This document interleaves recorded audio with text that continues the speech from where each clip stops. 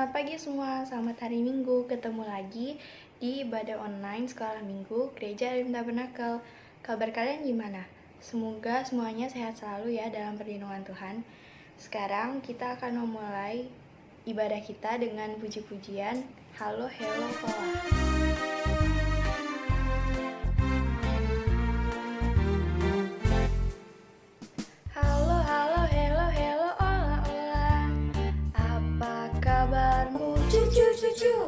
Halo, halo, hello, hello, ola, ola. Apa kabarmu? Semuanya senang, semuanya bersuka, sebab selalu ada Yesus. Jangan kamu sendiri, jangan kamu susah, sebab Yesus besertamu. Semuanya senang, semuanya bersuka, sebab selalu ada Yesus. Jangan kamu sedih, jangan kamu susah, sebab Yesus besertamu.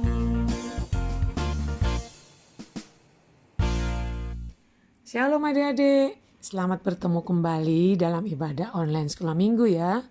Pagi ini kakak akan bercerita tentang Nabi Elia. Pada zaman Raja Ahab memerintah di Israel, ia mengambil Isabel jadi istrinya. Ahab melakukan apa yang jahat di mata Tuhan. Ia pergi sujud beribadah dan menyembah kepada para Baal.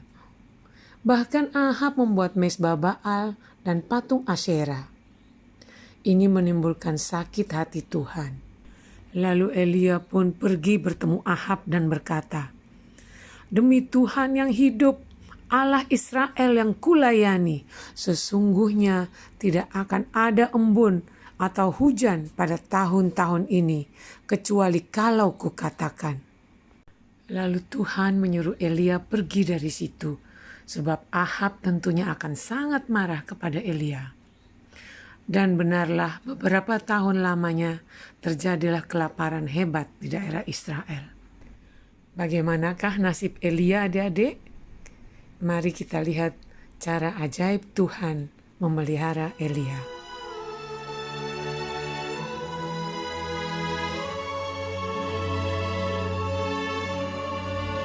Elia, ia melakukan seperti firman Tuhan. Ia pergi dan diam di tepi sungai Kerit.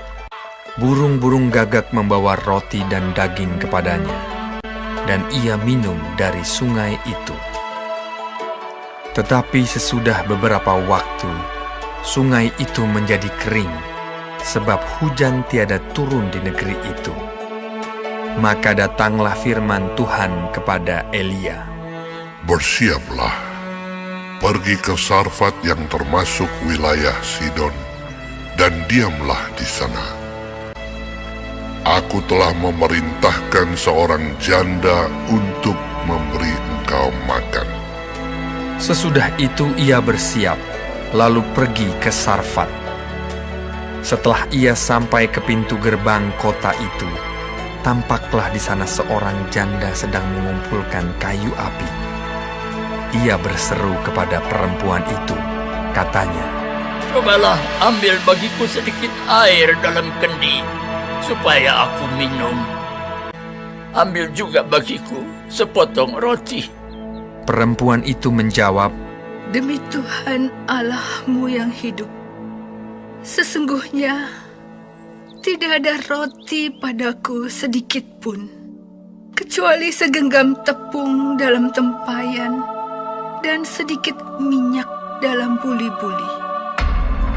Dan sekarang aku sedang mengumpulkan kayu api dan mengolahnya bagiku dan bagi anakku. Dan setelah kami memakannya, maka kami akan mati." Tetapi Elia berkata kepadanya, "Janganlah takut. Pulanglah, buatlah lebih dahulu bagiku sepotong roti bundar kecil daripadanya, dan bawalah kepadaku. Kemudian barulah kau buat bagimu dan bagi anakmu. Sebab beginilah firman Tuhan Allah Israel. tepung dalam tempayan itu tidak akan habis, dan minyak dalam buli-buli itu pun tidak akan berkurang sampai pada waktu Tuhan memberi hujan ke atas muka bumi. Lalu pergilah perempuan itu dan berbuat seperti yang dikatakan Elia. Tepung dalam tempayan itu tidak habis, dan minyak dalam buli-buli itu tidak berkurang, seperti firman Tuhan yang diucapkannya dengan perantaraan Elia. Maka perempuan itu dan dia serta anak perempuan itu mendapat makan beberapa waktu lamanya. Nah adik-adik, dari cerita tadi kita bisa bayangkan masalah yang dihadapi oleh Elia. Menjadi buronan raja pasti sangat menakutkan. Belum lagi masalah kelaparan yang Tuhan izinkan terjadi. Tapi Tuhan tidak pernah meninggalkan Elia sendiri. Dengan mengutus burung gagak, Tuhan memelihara hidup Elia dan juga memakai seorang janda sebagai alat untuk memelihara dia. Semua itu bisa terjadi karena sikap Elia yang begitu percaya dan taat pada semua perintah Tuhan. Elia tidak mengeluh atau menyalahkan Tuhan walaupun harus berpindah-pindah tempat. Demikian juga dengan ibu janda itu. Saat dia putus asa dengan keadaannya, dia masih mau menerima Elia dan percaya pada janji pemeliharaan Tuhan yang didengarnya lewat Elia. Dan iman ibu janda ini tidak sia-sia. Nah adik-adik, apakah kalian punya masalah saat ini? Yang mungkin kelihatannya sangat berat, datanglah pada Tuhan. Tidak ada masalah yang tidak bisa diselesaikan oleh Tuhan. Kalian harus percaya dan belajar taat seperti Elia pada setiap firman Tuhan. Atau mungkin kalian lihat papa mama atau teman kalian sedang susah. Ingatkan mereka bahwa ada Tuhan yang sanggup menolong dengan cara yang ajaib.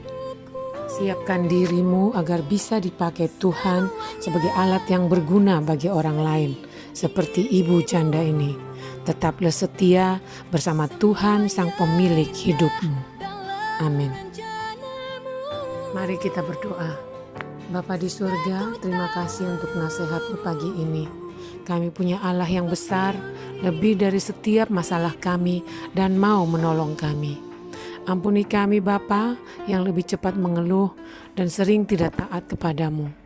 Kami menyerahkan hidup kami, masa depan kami ke dalam tangan kasih-Mu.